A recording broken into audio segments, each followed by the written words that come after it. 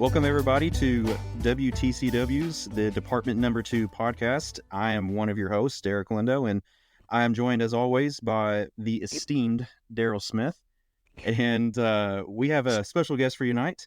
Mr. Joseph Ricci from the Battle of Franklin Trust is here to talk to us about all kinds of Franklin stuff and Spring Hill and really the entire campaign. And I think it's something that everyone's going to enjoy. I know I cannot wait to get into this conversation. It's one that we've been looking forward to for quite a while here. So welcome tonight. And so just tell us a little bit about yourself. Well, it's finally good to be here. The recording screw up at the very beginning would almost say, we've waited 4 months. What's another night, right? Yeah, really. But no, I'm glad to be here and glad to do it. And I've been waiting to see what we were going to talk about and how we were going to fit it all into an episode. But yeah, I'm glad to be here. Yeah, I'm glad to actually be talking to somebody whose podcast I listen to quite frequently. So, and listen to, there's from for those of you who don't know, you definitely need to check out the Homebrew History podcast. We there are several episodes on there. I think I've listened to several times. Yeah. Like when you've got Peter Caddick Adams on there or James Holland. I've listened to those several times just because. Well, they're coming back. Yeah, they'll be back very soon. Yeah, so I'm really looking forward to June 6th. Get by them first, and then then they're coming Can't back. Imagine why. It might be a little off, just a little busy. Yeah. All right. So, from what I understand, I've heard you talk about before, Civil War and Civil War history it started off pretty early for you. So, tell us, how did you get to this point where, you have a career that's based in Civil War history? Well, Derek, I've been doing it for 20 years. No. Yeah. No, sometimes it does feel that way though, because I started really young. So a little bit of background: I'm from New Orleans, and my mom is still the director of the Civil War Museum there. So I basically was kind of raised in a Civil War museum environment. And I've said it 1,000 times, and I think I'll probably have it on my epitaph, is everybody else went to Disney World, and we went to Antietam and Vicksburg and Gettysburg and Franklin. And Franklin was the one that stuck. Not to say, that I don't enjoy my Eastern Theater battles just as much as the next guy, but I'm on the wrong podcast for that. I got to get on that Antietam podcast to talk about that stuff. But I kind of fell in love with it, and it's hard not to when it is everything that you're kind of raised around is very Civil War centric. So did all that, did all the little family trips off to various battlefields, and read just about every intro primer to the Civil War that you could come up with. And I've still got my favorite. It sits right over there on the shelf behind me. It's the little red book, the American Heritage Series, the Civil War. I don't think it gets any better than that. And then, went to, got through high school and went to college, and I found a really great professor there that kind of took me under her wing, and Sam Cavell. And Sam worked as my undergraduate coordinator and as my graduate thesis advisor for my postgraduate degree. And we worked on my master's thesis about the Battle of Franklin, and that's actually how I got to get in touch with Eric Jacobson, a decade ago. Which it's fun when you think about the time that's been crunched in, and you're having so much fun, you kind of forget, God, that was 10 years ago. But that's when I first started working on it, was when I was getting out of high school and going into undergraduate studies. And then I met Eric, and I kind of decided in like 2016, 2017, hey, one day I want to go to work in Franklin. And my father does not appreciate this, but he said something like, "Oh, that'll never happen. You'll never get up and do it." And I just decided to do it out of spite. Yeah. And then, that's not entirely true. I've always loved Franklin, and I've always loved the story. And, there's something special that happens in that little corridor from Columbia up to Nashville. And Yeah. I don't think you can find it anywhere else in the war, not in the Eastern Theater, not in the Western Theater. It doesn't exist in the Transmiss. It only could happen here. And I think myself very blessed and very fortunate to be here at the time that I'm here, and to Hmm. be in this field right now at Yeah. this moment. Yeah. Um, Especially with all the reclamation stuff, I'm sure we'll talk about later Oh on. yeah, But for sure. Yeah, we got some stuff to talk about with that for sure. yeah, Yeah, it's so funny. you could say I've done this for a long time. Yeah, and it's funny you talk about going to Franklin as a kid, and then that was, I guess, when I was in middle school is when I really started getting into the Civil War, and we were coming back from Florida, I guess, right after my 8th grade year, so that was like 2002, and we're going up I-65, and I'd always seen going down before, Battle of Franklin, take this exit. Hmm. And coming back and asked my parents, and I was like, "Can we stop over and see this?" They're like, "Yeah, sure." Well, we get off the exit there, and this is back in 2002. So Yeah. the stuff that you all have been able to do since then is just looks like a totally different place. Hmm. And we could not find it Yep. because we were expecting a battlefield, and at the time, we didn't have any idea what we Yeah. were in What for is there. this? A Yeah, domino? so Come yeah, on. we're driving around, and it's like, and I remember driving by the Carter House because I remember seeing the sign for it, but I was like, Battlefield's not around here, and so Yeah. we stopped in at a place, and they're like, what battlefield? Yeah. The sign, and so we eventually make it to Carnton and saw the cemetery there, and we didn't stay very long because at that point, my dad had been driving for several hours and was a little tired of getting lost and wanted to get home. Oh, So yes. yeah, I so can sympathize with that. so we did not stay long, and that was my first experience with Franklin, and um, so I always think about that. My first And you're real still time interested in it? Oh Didn't yeah, I mean, in like Franklin, I mean, you talk like that was all I would. That was the battle I wanted to think about all the time. Yeah. Um, and so it's still kind of up there on one of the list of things that I really like to think about a lot or read about with Civil War. But so enough about me. But so now you work at Franklin, what kind of stuff are you doing up there? So when I was first hired on, which next week makes 3 years, um, I started out as a historical interpreter, so essentially a guide at all three of the sites, and you know, um, we're we're pretty good about how we train up staff. So I went through the whole gamut, right? I had to go through the gauntlet like everybody else's. You start out at Carnton where you're kind of in a nice safe spot where the story is really compact and it's concrete, and Hmm. there's really not a lot of arguing with it. It just kind of happened the way that it did.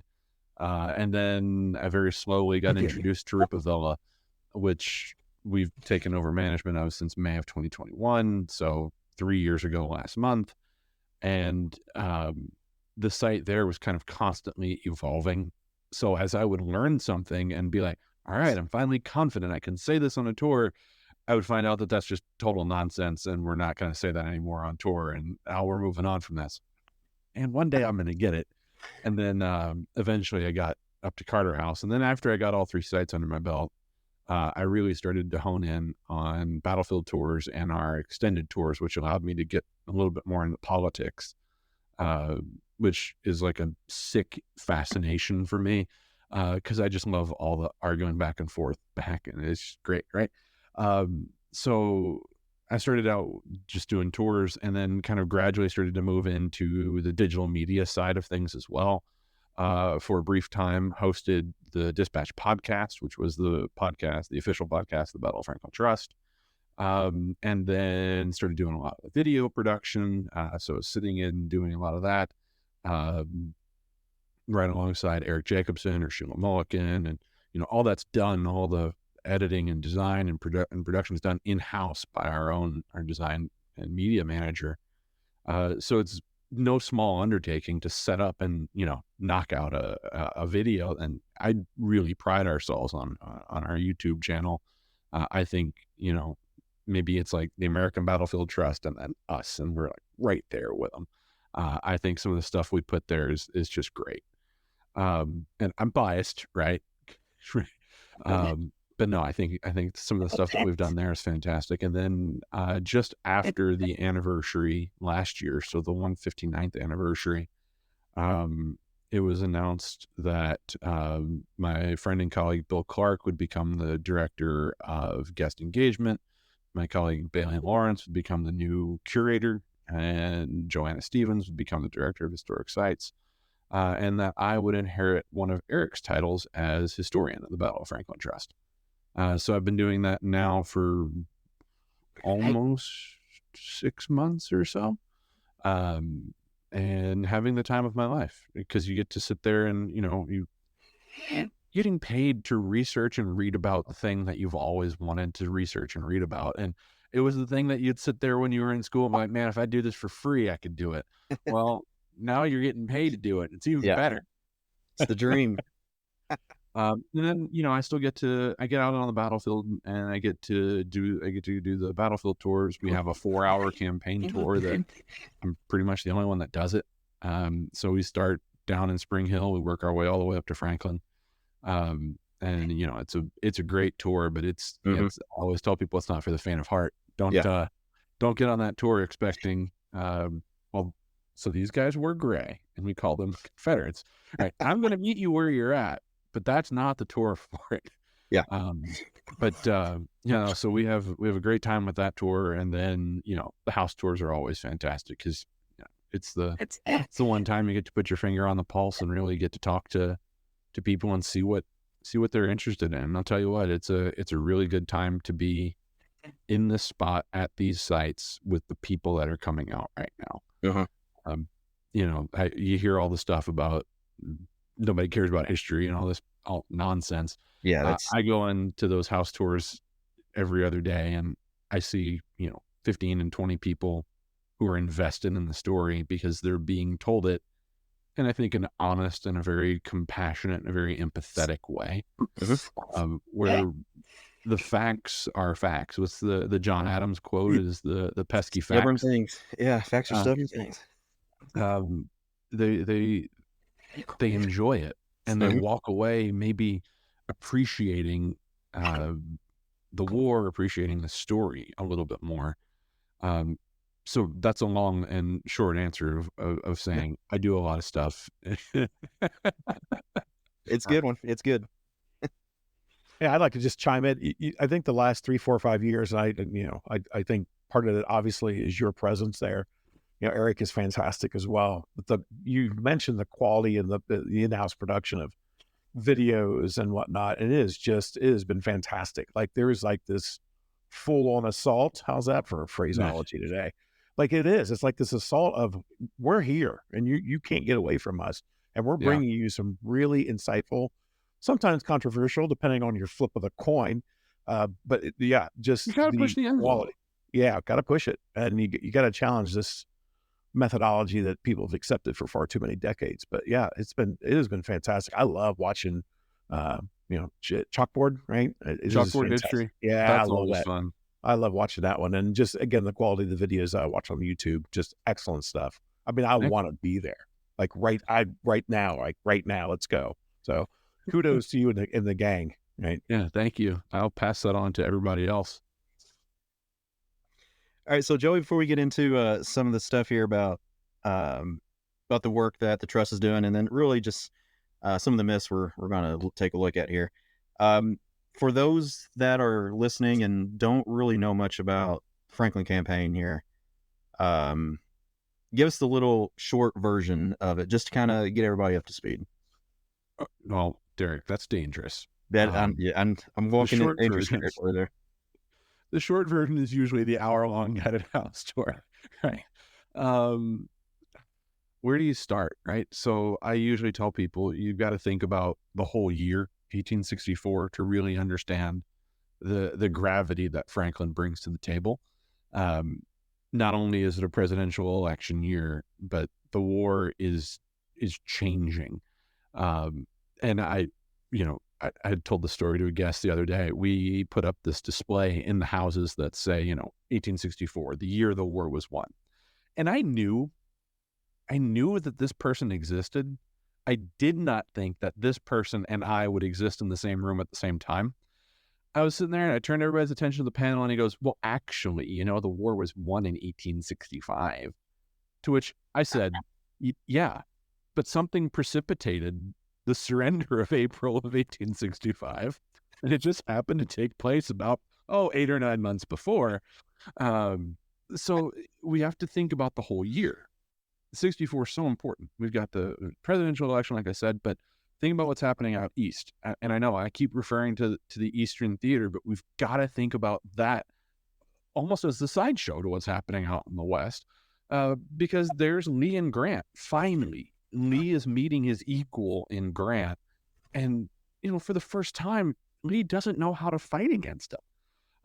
So we've got that episode taking place out in the East. Down south of us, Mobile Bay has been captured, and the Federal Navy's pushing in towards trying to capture the city and trying to move up out of coastal Alabama. You've got the Trans-Mississippi under assault on the Red River campaign. And then Atlanta falls, September of 64, and that all but kind of seals Lincoln's reelection. But you've got the largest mobile Confederate army in existence running free south of Atlanta. Lee can't go anywhere. Department of Alabama, they're stuck in Mobile. Dick Taylor and the Trans-Mississippi Department, they're not moving. So then it has to be John Bell Hood. And Hood turns the army out of Atlanta, heads south to Lovejoy Station, and then swings the army very aggressively north in hopes of luring Sherman out. But eventually, what's the old thing? He gets to Gainesville, Alabama, and Sherman says, I'll give him rations and let him march to the Ohio River. My business is in Savannah. So Hood turns the army north, and, for all the flack and the guff that we hear, and, we hear it less and less now, maybe than we used to, but John Bell Hood and his army presented a very, very dangerous threat to the federal war effort in 1864. Had he captured Nashville, the world is at his disposal. He can turn west and end up in Indiana or Illinois. You can turn east and go into Ohio. He's got, gets into Kentucky. He could do whatever he wants. So this is a critical moment when Hood crosses the Tennessee River in November of 1864 and begins his movement north towards Nashville. Of course, we get the whole cast of characters, right? You've got John Bell Hood, you've got Nathan Bedford Forrest, you've got Patrick Claiborne, for the Tennesseans out there, you've got Ben Cheatham, you've got the whole gang is there. And then my personal favorite, Francis Marion Cockrell and the Missouri Brigade. I still think that's my favorite article that I ever wrote for the Western Theater blog. Oh yeah, that one. Right, consistently for you guys. I love that one. Yeah, it's awesome. But there's just something about them, right? And then on the federal side of it, think about the cast of characters you get here. You got George Thomas, you got John Schofield, Jacob Cox, who is seemingly the everywhere Superman of the American Civil War, and then you've got kind of some of the minor characters in that story as well. Men like Arthur MacArthur, who, of course, his son is a little bit more famous maybe than he is. And then there's everybody's favorite, Emerson Updike. He's got to show up. Yeah. He's got to show up at some point in this conversation. He's the real Superman, of course, as we all know. Of course. But that's the thing, is we've got these incredible figures, these incredible characters. And then there's the civilians that are caught up in it, the Cheers family, the Carters, the McGavick, the Loatzes, the McEwens, the Bosticks. Everybody's caught up in this web. We enter into these kind of 3 and 4 very critical, crucial weeks of November 64. Hood crosses the river on the 21st of November, and by the 26th, he collided with John Schofield in Columbia. And there's these kind of 2 days of fighting on the south bank of the Duck. Then Schofield pulls to the north side, effectively leaves Hood stranded. And then Hood comes up with this incredible plan. He leaves 10,000 men behind under Stephen D. Lee, with the bulk of the army as artillery, but that's okay because you don't need artillery if you're going to try and sprint to Spring Hill. And he puts 20,000 men on the road, gets to Spring Hill, and of course, what happens November the 29th, one of the greatest calamities on the Confederate side, one of the greatest kind of escapes and major accomplishments for the Federal Army. I don't shy away from saying it. I can't think of a more daring escape in the history of the United States Army than when John Schofield does on November the 29th of 64. And I think maybe Washington and New York might come close to it, but that's really it. And that one I was only convinced of by a Facebook poster. So I said, maybe there's something to it. And that's daring, but it's not John Schofield daring. Father of the country is one thing. John McAllister Schofield, something else. Of course, Schofield conducts this incredible escape, gets the army all the way to Franklin, and then at 4 a.m, discovers he's stuck on the south side of the Harpeth, and he's stuck with no other option but to fight it out on the south side of Franklin. Places Jacob Cox in command of the army, and Cox deploys some 20,000 federal soldiers all on the south side of town, supported by 38 pieces of field artillery. And by 4 o'clock that afternoon, John Bell Hood determined that the quote, Franklin is the key to Nashville, Nashville's the key to independence, will make the fight. And in 5 hours, just a little bit north of some 9,500 casualties, generally we say about 10,000 casualties, killed, wounded, captured, and missing in 5 hours. And then the next morning, the Federal Army's gone, the Confederate Army wakes up, buries their dead, and hang around for 2 days, and then they march up to Nashville. And then it's another 2 weeks, and then December the 15th and 16th, there's George Thomas ready to deliver the final blow and trade in nicknames, no longer the Rock of Chickamauga, but the Sledgehammer in Asheville. And then Hood starts this great, incredible retreat. How he gets the army out of Tennessee is nothing short of a miracle, really. Right. But you think about the numbers.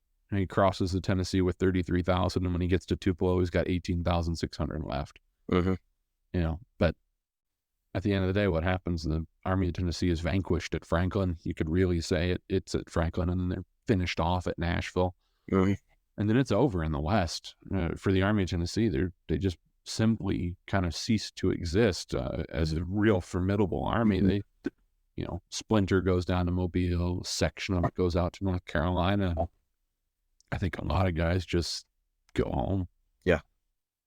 And then it's it, But what's the big takeaway from Franklin and from the Franklin campaign is that it finishes the war in the Western theater. And I don't think there's another moment that has all of the drama, all of the incredible, if you want to call it lucky breaks. I don't think it's that, but I don't know if it's lucky breaks or Providence, or maybe it's just, damn fine generalship, but something happened November the 29th and November the 30th that changed these people's lives forever. And, the men that fought at Franklin and the civilians that saw what was left the next morning, they could never forget it. Yeah, there's the stories from Franklin are just, they're incredible, from civilians, from the soldiers. I mean, it's just, and then what the fight was like. I mean, it's the nature of that fight is just, it makes you, I don't know, like, you think about Franklin and you think about something like, I don't know, like Fort Donelson or something. Like, just the difference in the nature of combat there is just, it's crazy. Yeah. So now that we've got the nuts and bolts out of the way here, I think a lot of people are interested in the myths that come along with this entire campaign. So, Daryl, is there one that you want to ask about? There's like 82. Okay. Maybe I don't know. There's a top 10 list of Franklin, right? It's hard to put, I think, one over another one when it comes to the myths. Yeah. Let's talk about John Bell Hood slaughtering his troops in punishment for failing at Spring Hill by charging and assaulting at Franklin. What options do you have? You're right. That's the easy answer. Is what else was he supposed to do? It's always funny to get that one, and we're actually working on an in-house publication right now. It's going to tentatively to be called Through Their Eyes, which is an eyewitnesses accounts book. If you're familiar with the David Logsdon eyewitnesses books, the Franklin one's out of print. It just gone, doesn't exist. And one of the most asked about things in our bookstore is an eyewitness accounts book. So a team of us sat down and painstakingly transcribed all the accounts that we were like, this is a great one. This tells such a great story, right? Probably the one in there that just sings off the page is Samuel Foster. A Texan. He's in Granbury's brigade. He's in Claiborne's division.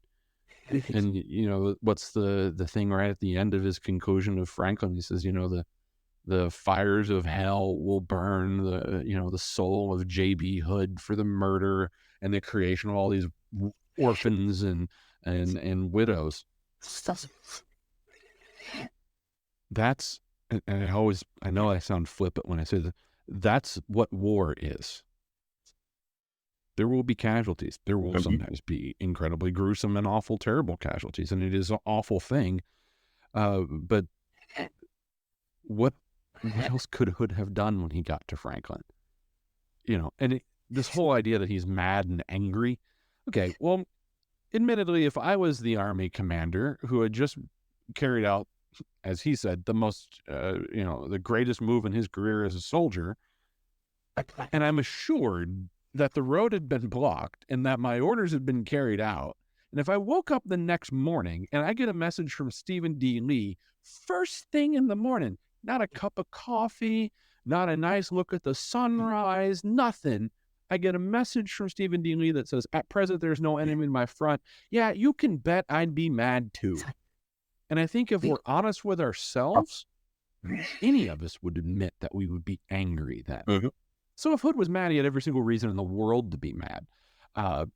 So this leads into a myth indirectly. So sorry, I'm going to jump this one.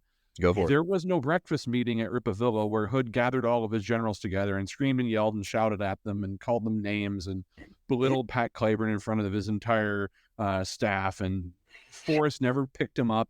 This is my favorite thing I've ever been told, is that Forrest picked up John Bell Hood and shook him like a rag doll and said, if you were a whole man, I'd beat you with an inch of your life. Well, that just never happened.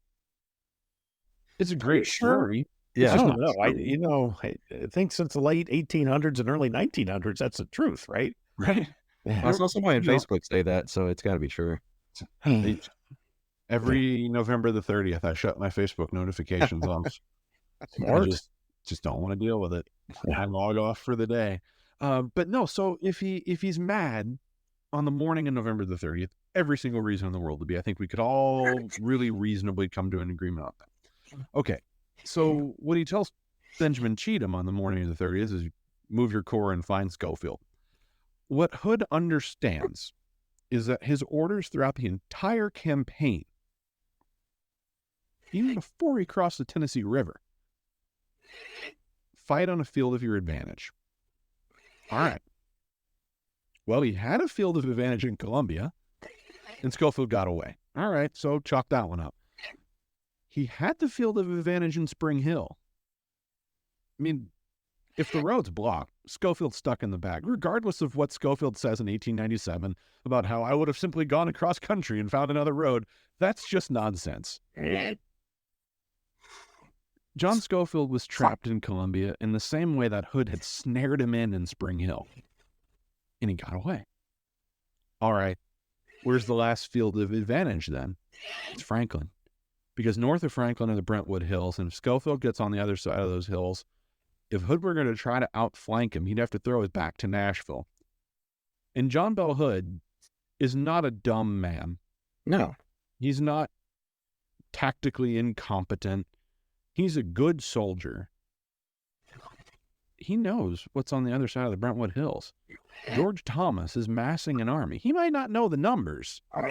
He doesn't know the strength of Thomas's army, but it's George Thomas, the same man that has been kicking around the Army of Tennessee since Stone's River, and really even before that, has really been putting a pasting to them through the Atlanta campaign. You really think that John Bell Hood is going to try and outflank John Schofield to the Brentwood Hills and throw his back to Thomas? Absolutely not. Well, then what's his other option? Sit there and wait? That's my favorite one. I always like that one to be thrown as well. He should have waited until the rest of the army shown up. Okay, and then John Schofield wouldn't have been there. Right. Schofield was actively trying to evacuate over the Harpeth River throughout the day. He had no intention to be there on the morning of December the 1st. All right, so that one's out the window. Flank around to the other side. Have you ever tried to get across the Harpeth River? It's not not to a creek. gallop. Yeah. It's a tiny little river. It's the steepness of the banks that'll get you, though, because you can't move men and guns and wagons over it, so that's not going to happen. All right, so what other option do you have? Well, if you learn like Hood did under Robert E. Lee, you've tried both flanks. All right, hit him in the middle. It's exactly what he does. Yeah. And you know, I have just about every book on the Battle of Franklin, right? And they all posit these questions. You know, what should Hood have done? What Drew Bledsoe just did his book on 19 critical decisions, and I thought his chapter on Hood's decision making at Franklin was incredible because he breaks down all of these kind of thoughts. And the one that I think that always has stood out to me is the people that say he should have just turned around, or he shouldn't have fought at Franklin. He should have just given up. Okay, well, selfishly, I have to ask, what was the whole purpose of the entire campaign? Yeah. It's not just it didn't turn Sherman around. Yeah. Yeah. He's got to do something. He has to do something. So why not attack at Franklin, and there you stand your best chance at least beating up Schofield's army enough that if they get to Nashville, you can play the odds and you could think maybe we've evened them a little bit. Yeah. Or you go all out at Franklin and you hope that you just destroy Schofield's army. There's always a moment on a battlefield tour where I think, you know, for 15 minutes, Hood did it. You know, Schofield's army was broken right in the center. And if it wasn't for every single Federal soldier on that line and every single soldier in reserve and just a hell of a lot of artillery all in that area, I don't know what would have happened, but you've almost kind of got to give them credit for trying. You know, some of the great soldiers' accounts that we always kind of look at and reread, right? You know, it's better to have tried than to have never fought at all. You know, better to have fallen in a blaze of glory than to have never tried. What else was Hood supposed to do? So I don't know. You know, that's one of those myths that always hangs around. And, you know, at least we finally killed the laudanum myth. The laudanum myth, that one's dead. Thank the Lord. Yeah. You know, that took a while. Yeah. So for those of you major props to Sam Hood for that. Absolutely. Too. Yeah. You know, what an incredible, you know, what is there to still learn about the Civil War? Well, let me show you. Yeah. You know? Yeah. Yeah, I mean, when I first started getting into Franklin as a teenager, I mean, that was the thing that I saw and believed that, you know, Hood was all hopped up on some pretty strong medicines, and that clouded his thinking. But, you know, since, you know, that new research that's come out, I mean, it's an amazing piece of historical work, and it completely changes the way you think about Hood. You know, you think about, you know, the bullet magnet from Gettysburg and Chickamauga, you know, bum arm, missing legs, I mean, all that, and then you throw not on even that bum of an arm, right? Yeah, and then just, you know, the whole, he's also hopped up on laudanum, and what was the other thing he was prescribed? No, that was it. He's supposed to be that on was it. laudanum. Okay, yeah.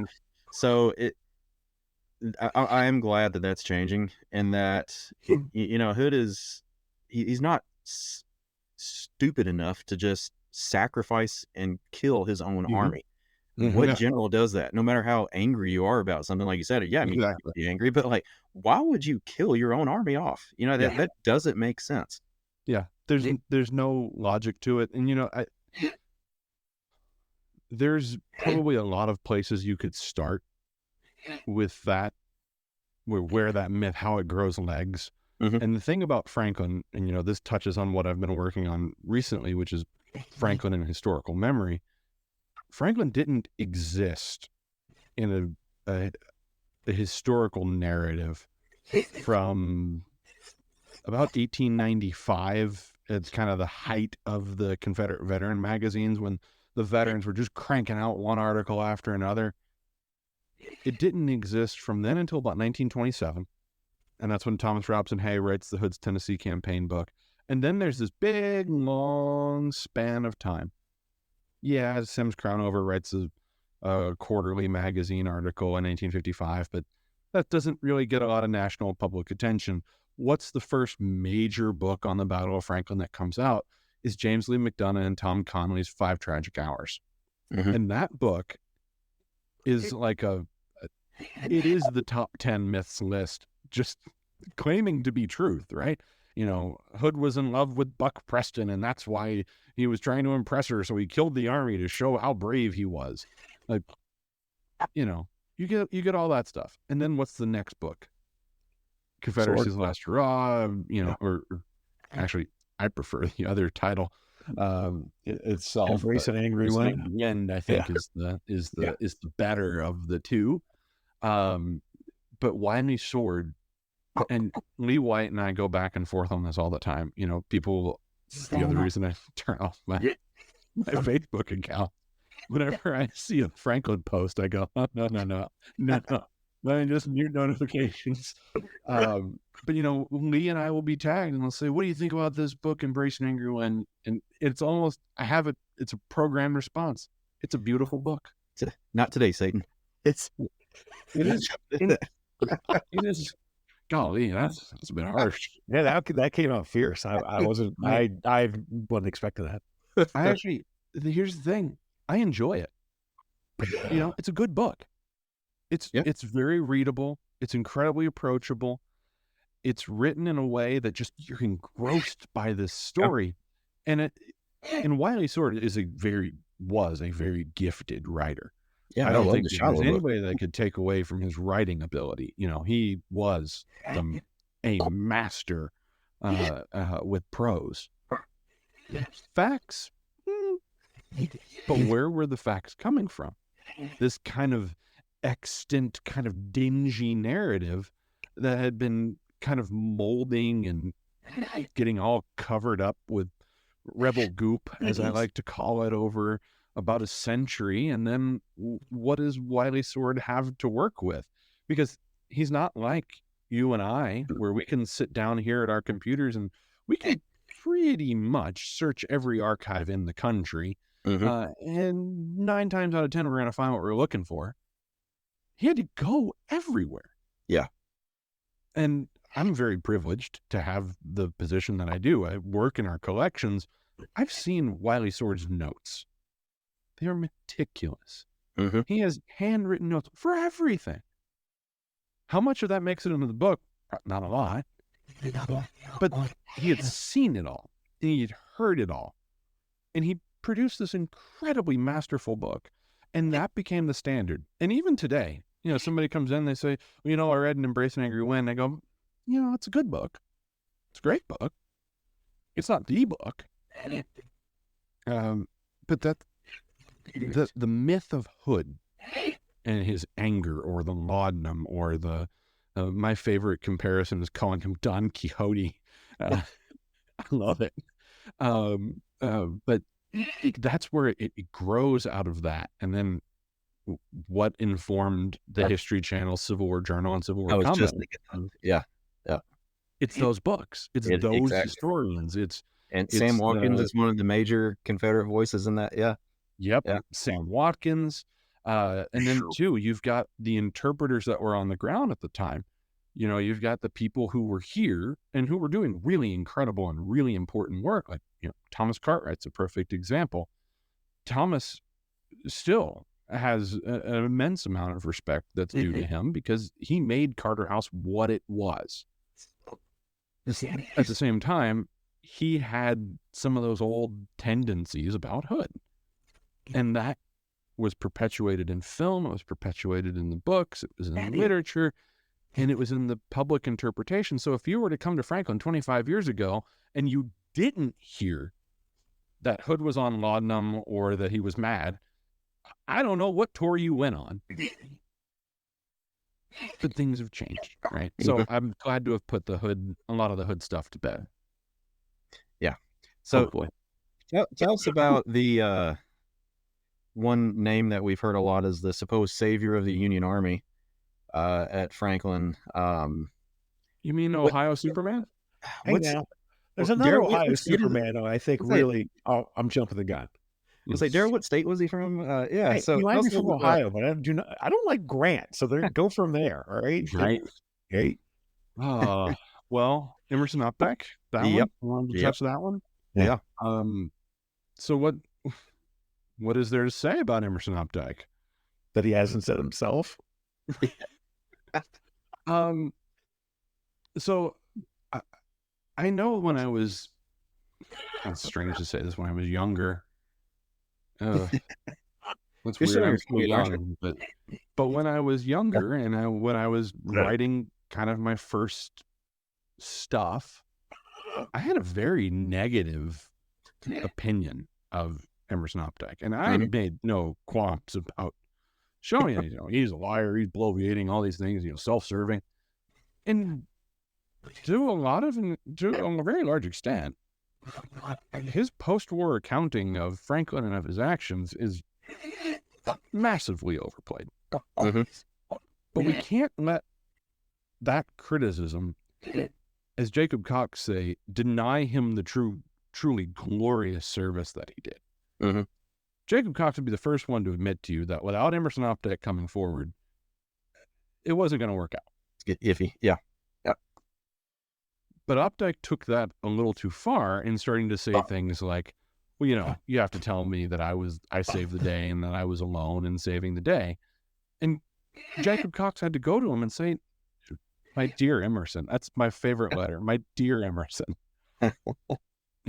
There's a quote, and I'm kind of paraphrasing, probably butchered if I try to get it right. But he says something, time has warped your memory and has left you disillusioned, or something to that effect. Is that 20 years had gone by.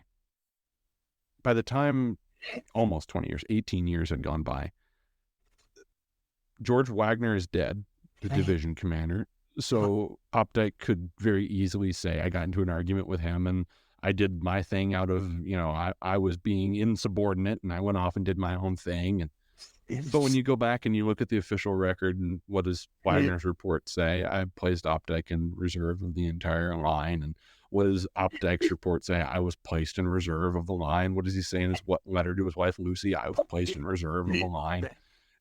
It's not until much later that the story starts to change, because he's realizing, well, the way that I'm going to get remembered, the way that I'll receive the same kind of honors and remembrances of men like David Stanley, is I have to make my story the centerpiece. And again, he does something incredible. His brigade, coupled with General James Riley, when that reserve line comes forward, it throws back Claiborne and Brown's divisions, holds them on the outside of that main line, and the Confederate Army just does not stand a chance at breaking through that reinforced secondary line. Now, where Updike makes a mistake is where he says, we retook the line. Okay, is he being dishonest or is he mistaken? And I think one of the things that I fell victim to when I was much younger was I just assumed he was lying about everything.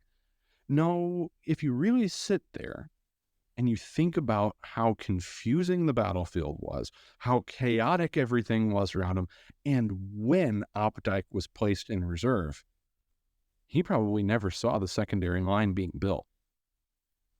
He probably only ever saw the main line.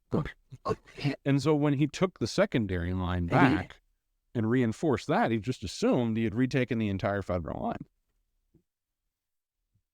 So I don't know. Emerson Updike is one of those figures that he's so large. And he's such a popular figure, and Civil War junkies know his name. And you can't forget a name like that. I mean, it's hard to. Samuel Emerson Updike. Yeah. And he did something amazing. His men did something amazing. But I think Jacob Cox probably hits it on the head when he says that it was the courage, the nerve, and the discipline of every soldier. And not just one particular group, wasn't just an individual. It was everybody on the line. Yeah. That held back this disaster. Yeah. Up So- deck done. Check. All right, next one. Go. We made it through 2 through 10 in 45 minutes. We got another 8 to go. Yeah, I think you know, I mean, I think that's something we could spend a whole lot of time on. But since we're getting just, you know, to that time mark, one thing we did with Dan Masters when he was talking about Stones River was we kind of asked him to highlight the Confederate unit and the Federal unit that you think just was, I don't want to say the most important, but just the job they do and what they do at that battle is just one that you always kind of gravitate towards, and that almost way impresses you with their performance. So for you at Franklin, who would those guys be? Can I have 2? Oh, yeah. So, admittedly, I'm a bit of an Eastern flank junkie. A.B. Stewart's Corps, I feel like, never has really gotten the attention that it should. I don't think that there's a more compelling, more dramatic moment on the battlefield than when General John Adams' brigade wheels out from behind Scott and Featherston and charges the works. Just that final moment of Adams's life. There's something about that sequence, those 1,600 men hitting the works. So that's one of the Confederate units, and then I think the other one would be, I talked about it earlier, but it's Francis Cockrell's Missouri Brigade. Sorry, I got, you know, again, Eastern Flank. Sorry, it's Stewart's Corps. All due respect to Clyburne's division and Brown and Bate, but it's Cockrell's men all the way. You know, first and third, first and fourth, second and sixth, and third and fifth Missouri. When they hit that section on the line, you think about it. Cockrell started the attack with 696 men in his brigade, and the next morning there's like 230 left. Yeah. I mean, Cockrell himself is wounded. Everybody else is killed or wounded. You know, not to quote him again, I know it's a different division, but when you think about the application of a quote like the one from Sam Foster, where officers have no companies, some companies have no officers, that is the case for Cockrell's brigade. You know, it was not a very large brigade to begin with only. No, it's crazy to think how much it shrunk. 700. Right. And the next morning you have 230, and you've got, you know, soldiers, like Joseph Boyce said, men who, you know, their last dream was of going home to Missouri, and they thought they would be there, and you know their lives are ended right there on the south side of Franklin, and you know they're buried, 120 of them, in the McGavock Confederate Cemetery, and you know all the great names that you think about from that brigade. Not only is there Cockrell, but Hugh Garland. You know, Garland's got an incredible story all on his own. We talked about this on a Chalkboard History, which I don't know if it's come out yet or not, but think about just Garland's life, his family story. You know, his father was the lawyer in the case of Dred Scott versus Emerson in St. Louis before it gets elevated through the appeals courts. And then you've got his maternal grandfather owned an enslaved woman named Elizabeth. Well, Elizabeth becomes Elizabeth Keckley, who's in the White House with Abraham Lincoln and Mary Todd Lincoln through the war years. You know, what a great story to talk about him and you know, the pervasiveness of the institution of slavery and of the politics. You can talk about all these things with just that one individual story. And then, you know, you get the Elijah Gates story out of this. You know, he's sitting erect in the saddle as if he were a statue. You can see him charging the works. And then I think on the federal side of it, I mean, shout out to my master's thesis. I wrote about George Wagner's division. I'm spoiled on Lane and Conrad's brigades. You know, just the the culture that existed within the ranks of those regiments, because they had been so compromised just 3 weeks earlier. That was a veteran division. And all of a sudden, 2,000 veterans are gone, 1,700 replacements who've never been in combat before show up. And they're standing next to guys who've been at war since 1861 and 62. And those were volunteers. Yeah. And now the guy who's standing next to them is a substitute who's making $500. What the hell? You know, that. And then think about just the command structure that existed within those brigades. Lane and Conrad on the 30th had only been in command of their brigades for about 36 hours combined. They were both elevated the previous day. And yet they sit out there and they take it for about 5, 10, maybe 15 minutes. And then they take off running back towards the line. And I think they're a key to understanding the battle is Wagner's division. And then so far as another one of those highlight units, I would say the 6th Ohio Battery, Aaron Baldwin's battery, right by the Cotton Gin.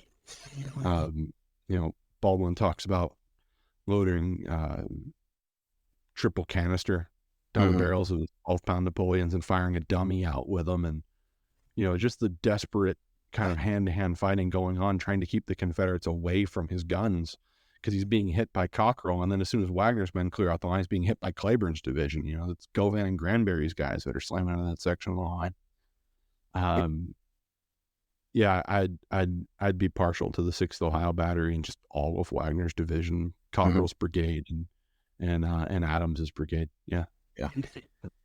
The stories that you highlighted there, I mean, those are just, you're talking about Adams, like that movement that they make, and that's right before he gets killed. I mean, I would love to see that, like, visually see something, that represents that. I mean, that would be amazing to see. What do you think of the guys in the 65th Illinois and 65th Indiana were thinking? Oh yeah. They'd never seen anything like that before. Yeah. And here he comes just barreling towards the works, and nothing could stop him. Yeah. Yeah. So I like to call those sphincter moments. So yeah, it's got good pucker factor. Exactly. Yeah. So back in 2004, I think that was probably the last time they had a huge Franklin reenactment. I mean, that was my first big one that I participated in back in. It was the 140. I can't remember, 140th, I think. 140. Yeah, and it was a good size. And I remember the day that we did that, or the afternoon that we did, the charge. I mean, I'd never seen so many reenactors in my life at that point. I was 17, and but I remember just seeing the works, and then all the blue and the colors, and and all the guns just, nonstop firing.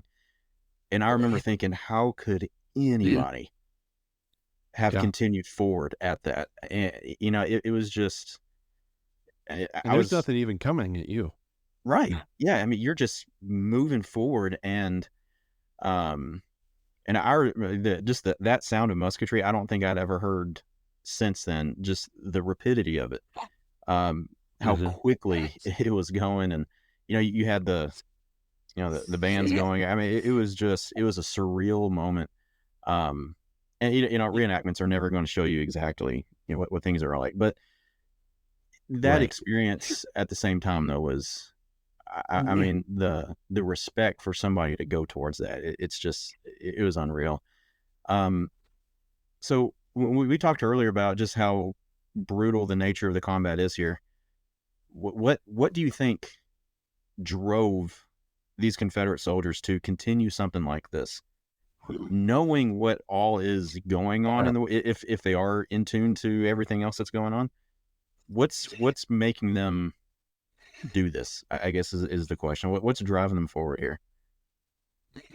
This is the part where I get in hot water. Well, we don't want to get you into hot water here, but no, it's fine. It's just how that's, push buttons. What do you do?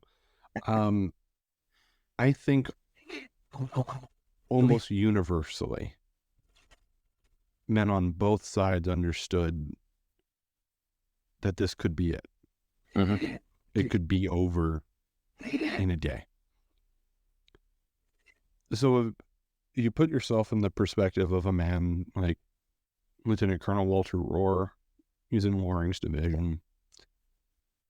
We've got some great letters that Eric Jacobson had located and he transcribed, and the letters are to his cousin Susan. He writes one of them in November of 1864, like November the 6th. So just 24 days before Franklin and before, of course, his death. And right as he's concluding the letter, he says, I think if we can just make it one more winter, our independence will be secured. And he finishes the letter by saying how the summer had been brutal and we'd been all killed up. But that if the women back home would just push the deserters and the shirkers and the cowards back to the ranks, independence is still possible. And right at the tail end, he says, every Confederate soldier who's died before me is a martyr dying upon the altar of a holy cause, for there is no cause more holy than that of our countries. And I think when you sit back and you read that letter, just what it is, the language by itself shows you this kind of fanatical devotion.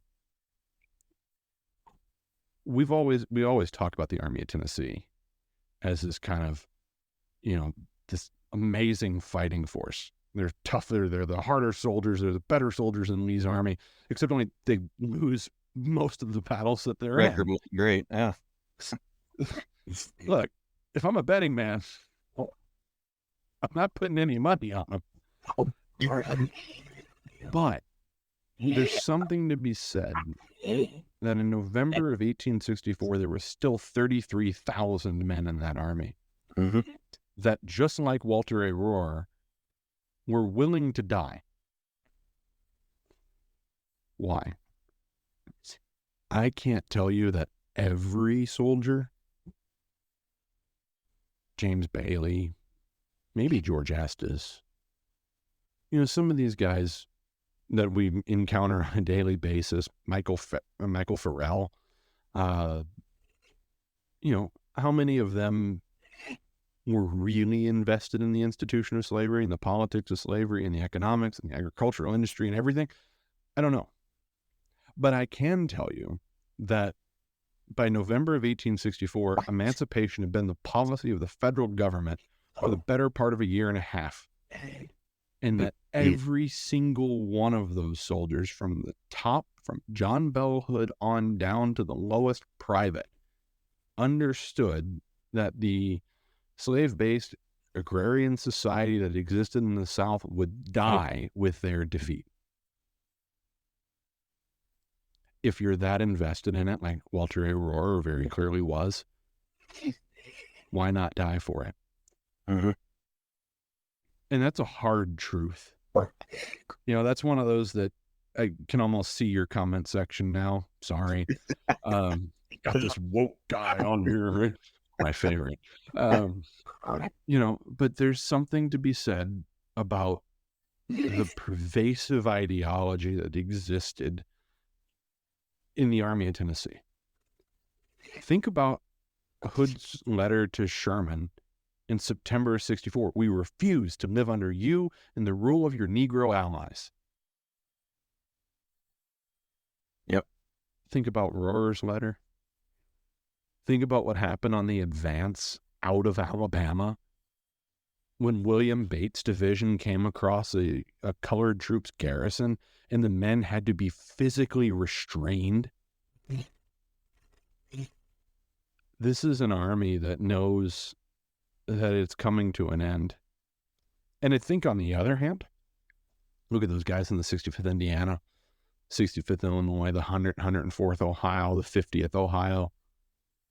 All of those guys understand that they've been at war for the better part of 2 and 3 years. Why not just take the kid gloves off right now and finish this thing? And maybe, just maybe, we'll be home by the spring. Get back to normal. End the rebellion, end slavery, whatever the motivation is, and let it be over with. And John Stepwick, who wrote that wonderful book, Fighting Means Killing, John has become a really good friend of mine over the last couple of years. And in this chapter in Stephen Woodworth and Charles Greer's Tennessee Campaign of 64, he talked about the intensity of the fight. And I think the intensity of the fight is because of those motivations. And I'm not going to put causation on it, right? But these men understood the world around them. Like you said in the question, they were paying attention to the events that were transpiring across the country. They were up to date on the latest news. They knew what was going on, even back home.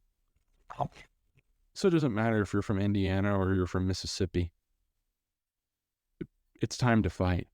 And they fight with a ferocity that I just never found on any other battlefield. The Hornet's Nest is brutal. Yeah. The fighting at Chickamauga is intense and the sky's probably full of iron and all those things. But there's something in reading Daniel Govan's letter to his wife when he says, "This is the most desperate fight I've ever witnessed." That's Daniel Govan. He might have been in everywhere. Yeah. And he's saying it's the most desperate fight he's ever experienced. Thomas Ruger, who was at Gettysburg, said that it was the worst fight he'd ever been in. Or the fire was so loud. He was talking about how Franklin is so much worse than every one of his experiences. Jacob Cox, in a letter to his wife, Helen, said that not since South Mountain had he been exposed to that kind of fire. And think about where he is during the Battle of South Mountain. And here he is on the 30th, riding his horse around the line, trying to hold on and just trying to make some sense of it all in this chaos that's breaking out around him. Yeah, I could do this all night long. Okay, next. Well, that begs another question though, right? So like we planned one episode with Dan Masters and it turned into 3. I think we're right. I'm just saying, and we're still in like tip of iceberg territory, right? We have so much more to cover. We've had several more questions. We're an hour in, is that or at least? Yeah, we're kind of on question 5 out of 10. Yeah. We can go. We can do it. Well, the alarm in Eastern time goes off at 5 o'clock in the morning, so there is that piece of it. That's the bad thing about not being in God's time, but it's not everyone can be. Yeah, you guys need to get into God's time. That would be great. So, yeah, well, so we'll definitely have to schedule another day to get through some of these because I really want to talk about the reclamation projects, like everything. Yeah, we got a lot going on. Yeah, and I mean that stuff is huge, and I really want to talk about those updates and really that history. I mean that history is fascinating in and of itself. So we definitely need to jump back into that, and also want to talk about for people who do want to study Franklin at a deeper level, how they should do that. But for right now, before we really sign off here, I do want to ask you, so what things do you got going on soon? Because I did see where you're going to England soon, right? Yeah. You, I'm sure some of your listeners and you're familiar with James Holland and Al Murray's We Have Ways of Making You Talk podcast about the Second World War. I have been a listener to that podcast since day one. I'm very glad to say that my independent company's number is like 80 or something like that. So I was there since the beginning. Much like I was with the Western Theater blog, I'm probably one of the OG subscribers. Good. But so I've listened to the podcast, I've seen all their stuff, and I was invited to come and speak at the We Have Ways Fest about the Civil War and its kind of generational tie to World War II, which admittedly, when I threw this out to some people, they're like, "You're not going to find anything. There's no ties." You'd be amazed at the level of comparisons and parallels that can be drawn. So that's the purpose of the trip, and then the rest of it is kind of just to go and waffle about World War II and get a break from the Civil War for a couple days. Yeah, I do love when I mow. So during the summers, I help my cousin with his lawn business because got to keep doing something in the non-school days. But that is one that I mean, every day I'm mowing, I'm listening to that We Have Ways podcast, and I'll listen to some of the old ones too. I think I've listened to the one on Battle of the Atlantic like 10 times. I think. I mean, they're just great. Yeah. They're just great. And you know, I thought I would get away from the Civil War while I was in Disney World, and we're walking through Frontierland, and you know what they play as the ambient music? Shenandoah. And only I could pick that up. I'm walking through and I was like, your average Disney goer is not going to recognize that. Yeah. So I didn't get a root there either. But so we'll be going there and doing that, and you know, I'll naturally bring along a microphone and stuff and try and do some kind of quick takes for homebrew history as well. Yeah. You know, because we're releasing episodes when we can. That's what we're doing too. Yeah, it's life keeps getting in the way, doesn't it? You know, it's crazy, that whole thing. You know, that and the 6-month-old really kind of run you ragged. That's yep. Kids definitely do that. That's what I've learned. Yeah. So let's do another episode because for sure we have to. Huzzah. Yeah, definitely. Yeah. So we'll talk, and we'll get a date that works out for everybody here. Hopefully, since and this is summer, then my life hopefully will slow down a little bit. But every time I say that, life says no. We're not going to do that. So generally speaking, I'm free most of the time. All right. Well, that sounds good.